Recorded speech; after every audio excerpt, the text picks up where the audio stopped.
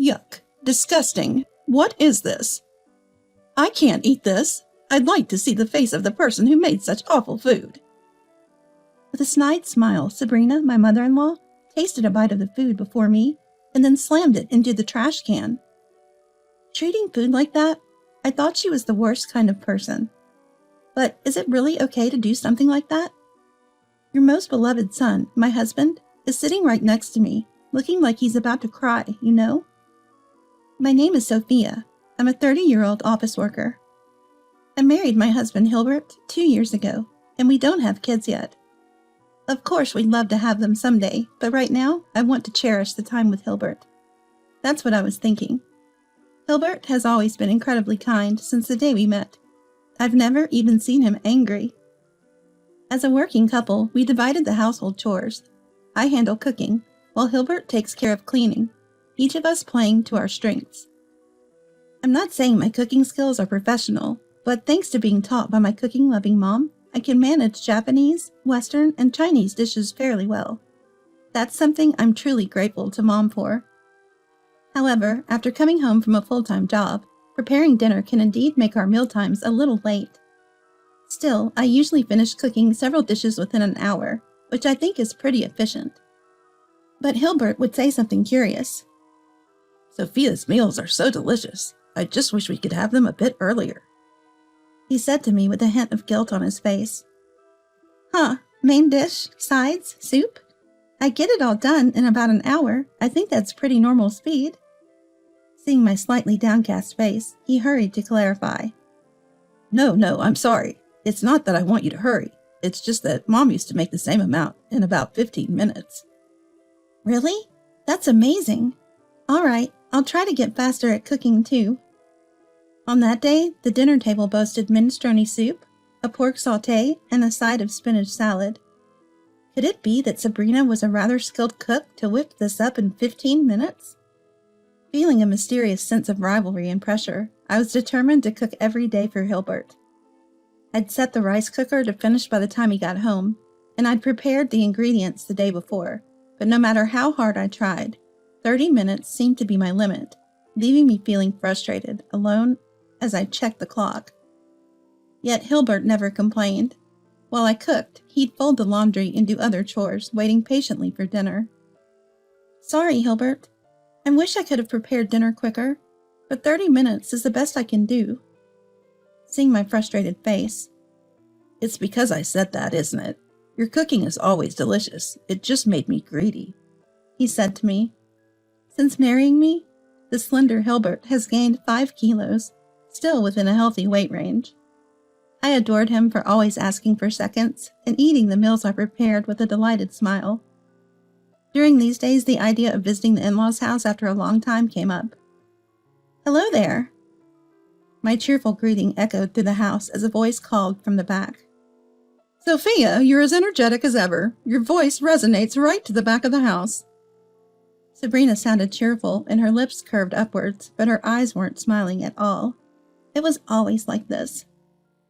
Her way of saying, your voice is too loud today as well, a veiled insult, but I didn't let it bother me. To an outsider, we might look like a close daughter-in-law and mother-in-law. But it was all nuanced with womanly sarcasm, a so-called joke, something Sabrina was particularly good at. Of course, the oblivious Hilbert and always saintly kind father-in-law Kevin wouldn't notice that. Truth be told, I was aware that Sabrina didn't favor me even before we got married. It all started at a family meeting with both sides present. Oh my, if it isn't Sophia! The one who called out to me was Hilbert's grandma. What? Hannah, is that you? What are you doing here? Watching Hannah and me call each other by our first names, Sabrina glared at us with suspicion. Catching sight of her, I stuttered. Hannah? Could you be Hilbert's grandma? I tried to be formal, but it was too late. Sabrina looked at me as if to say, You're an enemy too. There was nothing I could do about it.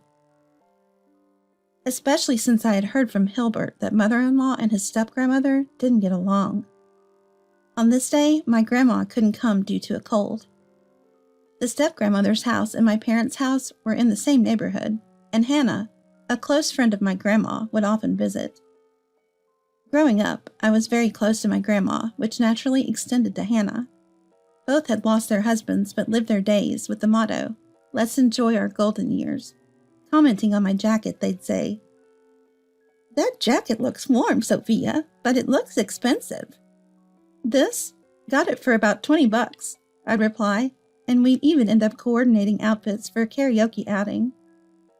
"I want to go to a jazz bar." When she expressed her wish, I was more than happy to take them. Hannah was talking about my other grandma. "My daughter-in-law is a bit stiff, not a bad person, but stubborn, and we just can't seem to get along." That was Hannah's refrain. I felt sorry for her, never imagining I'd soon be in for a tough time myself. After getting married, just as I suspected, I was on the receiving end of subtle digs from Sabrina. "Has Sophia's makeup gotten heavier each time I see her? Must be nice being young." Or, "Hilbert, you've gained quite a bit since meeting Sophia. Is everything okay with your nutrition? Or is that just how it is when both work?" I was subjected to these little remarks day in, day out. Once at a gathering, I brought several dishes from home. "Sophia, you're quite the cook, aren't you?" Kevin's compliment obviously didn't sit well with Sabrina. After tasting a few bites of my food, she muttered under her breath, only loud enough for me to hear, "Is it really all that? I could make this much myself. Such an unpleasant show-off." After that, she didn't touch another morsel. "Mom is an excellent cook, too, and we're lucky to have her. Right, Dad?" When Hilbert said that, even Kevin nodded in agreement. Sabrina's mood quickly improved, her disposition changing as fast as a tankless water heater.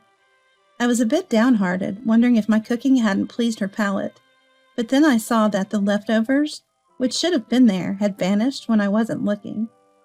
Peeking into the kitchen, I caught Sabrina transferring the rest of the food into containers and tucking it away in the fridge. So it was tasty after all, huh? I still had the heart to think that. Yet, since hearing Hilbert's recent story, I had this odd competitive spirit against Sabrina. "Sabrina, I heard from Hilbert that you're really handy in the kitchen. Could you teach me some of your tricks?" When I reached out to her. "Why should I teach you? Absolutely not. You're still green. Wonder how many years it'll take you to reach my level." She momentarily darkened her expression before retorting. It was the typical, rather harsh cold treatment I got from her. When it was just the two of us, it was especially awful. She wouldn't even meet my eye. Being disliked to this extent, even I felt sadness creeping in. Before one dinner party, Sabrina had been kind to me. But when she found out I got along well with my step-grandmother, she suddenly turned on me as if I were the enemy. Thoughts like, if only we could both meet halfway, maybe we could get along, felt like a fleeting dream. I spent many a day in frustration. Whenever we went to my in-laws' house, Sabrina insisted on cooking alone. That tradition started when I first visited my in-laws' house after getting married. "Sabrina, I'll help out too," I offered from behind, which once gave Sabrina quite the scare. "Don't you dare open this on your own," she'd snapped, slamming the kitchen door with a bang. Hearing friends complain about being overworked by their mother-in-laws, or starving nonstop during Christmas, I guess I've had it easy when it comes to cooking. The Christmas I spent shivering and cleaning up the garden was tough, but Hilbert chipped in halfway through, making it bearable. Now that I think of it, Sabrina's dishes do hit the table suspiciously fast. The first meal I had at her place was burgers, potato salad, corn soup, among a few other dishes. All of them were just the right temperature, delicious with a nostalgic taste. I wish Sabrina would stop the antics and share some in-laws' house recipes. Lost in these thoughts, I found myself staring down recipe books more often during work breaks. "Reading recipes again, senior?" chuckled a junior colleague at work. "Your lunches always look so tasty. I really admire you. I just grabbed lunch boxes from the grocery store." My junior colleague at work approached me with a hearty laugh. "If I were on my own, I'd probably do the same," I replied. "Grocery store lunchboxes are nutritious these days. They're totally fine." She laughed and shared some recommendations on the latest grocery store lunchboxes. She even offered a bite of her favorite hamburger, and it was good. Amidst these days, Sabrina's 60th birthday was approaching. We celebrated Kevin's birthday last year, so skipping Sabrina's wasn't an option. I bet she wouldn't be thrilled to be celebrated by someone she dislikes. "Hey, Hilbert, it's Sabrina's birthday soon. What should we do?" I asked. "I've got a little surprise in mind," he said with a mischievous grin. For Sabrina's birthday next month, we got Kevin to take her out, while Hilbert was brimming with excitement. "She's gonna be so surprised," he kept saying. A twinge of apprehension hit me, but I joined Hilbert in decorating and waited for my in-laws' return at the in-laws' house. "Hello, we're back." Kevin's easygoing voice came from the entryway. That was our cue. Rushing to the foyer, Hilbert and I popped the crackers. "Happy birthday, Sabrina!" we exclaimed with gusto. Looking at Sabrina's reaction, you'd think she barely noticed. Actually, she seemed grumpier than usual. "Well, this is a surprise. But why are you here? Doing something like this? This has Sophia written all over it." She glared at me from the corner of her eye and quickly went into the house. Sabrina always seems upset around me, but it's rare to see her like this in front of Hilbert and Kevin. I was pondering this when... "I'm sorry, both of you. I ended up fighting with Sabrina." Apparently, Sabrina had been in a bad mood over some trivial matter, and they had returned home almost in silence. Sighing, we followed Sabrina into the house. Upon entering the living room, Sabrina let out a heavy sigh. Hilbert and I tried our best with the decorations, but she didn't comment on them. She just sat down on a chair sulking. This didn't feel like the atmosphere of a celebration at all. It was the worst. That's what I thought. Should we at least eat? I'd put a lot of effort into the cooking. With that, Hilbert and I headed for the kitchen. Just then, Sabrina yelled at me with an incredibly loud voice. "Hey, did you just go into the kitchen without asking? Can't you keep a promise?" She glared at me fiercely, while I was at a loss for words. "Why has Mom been so angry since earlier? It's just the kitchen, it's fine. I said it was okay." I had obeyed Sabrina's instructions not to go into the kitchen without permission, but Hilbert, grinning as if amused, assured me it was okay and let me in. Sabrina, adored by her son, fell completely silent at that. Kevin watched this with a look of resignation. The air was awkward, but the dinner table was hastily prepared with dishes that looked a little less perfect than usual. Kevin trying to be considerate. "They look delicious. Excited," said to me. But Sabrina alone kept a sour face and sulked like a child. Once all the dishes were ready, the meal began, and it happened right after that. "Disgusting! This is inedible.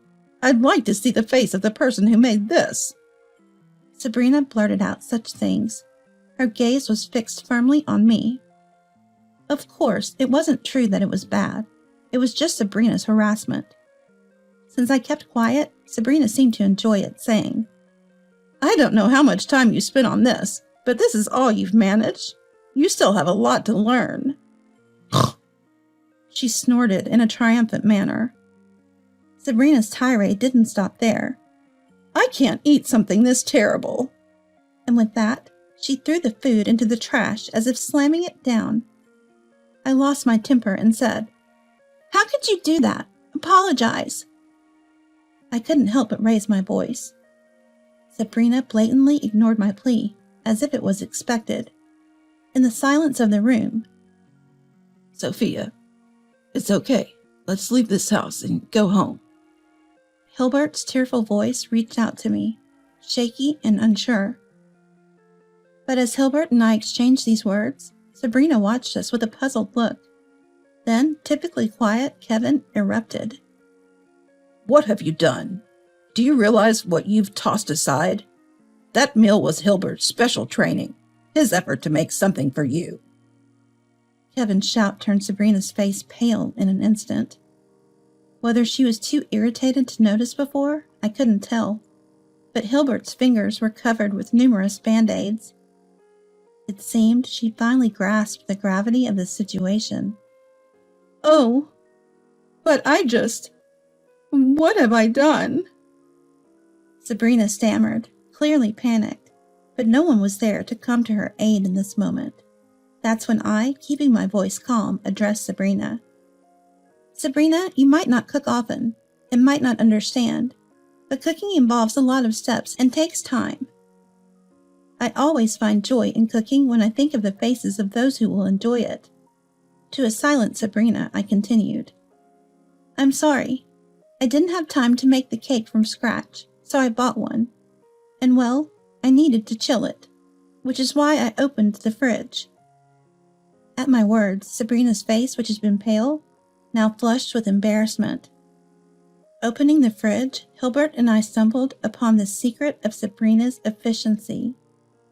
A collection of ready-made meals, predominantly from a grocery store, and a freezer packed so full with frozen food that it looked ready to burst. Seeing this, Hilbert laughed and said, "Ha ha ha, looks like Mom isn't keen on cooking either, huh?" His smile was genuine and kind. As Sabrina's birthday approached, Hilbert had been eagerly practicing his cooking to surprise her. For a month, every evening was filled with Hilbert's culinary training. "You always go to such lengths for us. Thank you for the delicious meals, Sophia. I can't wait to see Mom's surprised face," he would often say. Though I suggested cooking at home for convenience, Hilbert insisted on cooking fresh at his parents', ignoring my suggestion. I had a certain apprehension, so I brought everything from cooking utensils to spices. Hilbert laughed at me bringing even knives and cutting boards, but my premonition was spot on. The kitchen at my in-laws' house was unusually clean. The seasonings were mostly expired, and the cutting boards were slightly dusty. When I opened the fridge, I wasn't particularly surprised. I'd noticed for a while now how Sabrina's meals seemed to be prepared so quickly. The hamburger that a junior colleague shared with me recently had the exact same taste of my Sabrina's signature dish. During her cooking, there was also this incessant beeping sound. It was today, when borrowing the microwave, that I realized that that sound was coming from it. Using ready-to-made meals isn't a bad thing. I resort to them when I'm busy too. But claiming them as your own handmade creation, that's another story. Confronted with silence, Sabrina heard from her husband. "My dad grew up very poor. If I left even a bean on my plate, I'd get an earful. I was raised to believe that wasting food made you the scum of the earth." The way he put it, it sounded like he was calling Sabrina the scum of the earth. Kevin continued, and shockingly, he ended up declaring he wanted a divorce. He couldn't condone her attitude towards me either. "No, please, anything but divorce," she pleaded with Kevin. "You're apologizing to the wrong person," he retorted sharply. Sabrina turned to us, bowed deeply, and apologized. To be honest, at that point, I didn't care either way. I just thought that understanding Sabrina would be difficult moving forward. But knowing how hard Hilbert had tried over the past month, I just felt this sting of regret. Glancing sideways, I saw Hilbert with a fury in his eyes I'd never seen before. As he finished packing, he stood up. "Huh, forgive? No way. Wasting food? Treating people badly? It makes you the scum of the earth. And after today, it's clear how rude you've been to Sophia. Sorry, but I never want to speak to you again, Mom." With that, he stormed out of the house. I could barely hide my own turmoil. I'll be going too," I murmured, and with a bow, followed Hilbert out of the in-laws' house. Sabrina's wails followed us, but I didn't look back. As for the in-laws, Sabrina stayed out of the condition that she change her attitude towards me, or else face divorce. There was one apology call. "I do feel bad, but seeing you chat with Hannah, it just irked me." She was talking about such things. It seemed it would take a while to receive a heartfelt apology, but I wasn't really expecting one. Whether they divorced or not was frankly a matter for my in-laws, and honestly, it didn't concern me. Then there's Hannah, the step-grandmother, now living with my in-laws. Turns out the in-laws' house was originally Hannah's, and the stubborn pair had never really gotten along since the marriage, which led to Hannah practically running away to the aunt-in-law's house. So that's why it's near my house. When Hannah heard about the hellish 60th birthday celebration, "You always had my respect, but to learn you've hurt my precious grandkids, that's the last straw. From now on, I'll be the one to whip that nasty attitude into shape. And it's not just about mastering the microwave." She gave the 60-year-old Sabrina a piece of her mind, and it seems like she's been getting some late-in-life daughter-in-law training from her ever since. Hannah was saying the other day that it took daughter-in-law a whole 15 minutes just to peel a carrot. Grandma mentioned that when I dropped by my parents' place. Back in the day, she could have whipped up an entire meal in that time. Hearing that made me laugh. Hilbert was only mad that one day, and by the next he was back to his kind self. Gobbling up my cooking like it was the best thing ever made me wonder if that other day was just a hallucination. But it seems it wasn't, and there's no forgiving Sabrina in the foreseeable future. With a chuckle, I thought, isn't that stubbornness just like Sabrina herself? "Huh, Sophia, are you feeling okay? You're hardly eating anything." Worried about my lack of appetite, I just grinned and quietly rubbed my belly. Seeing that, "What?"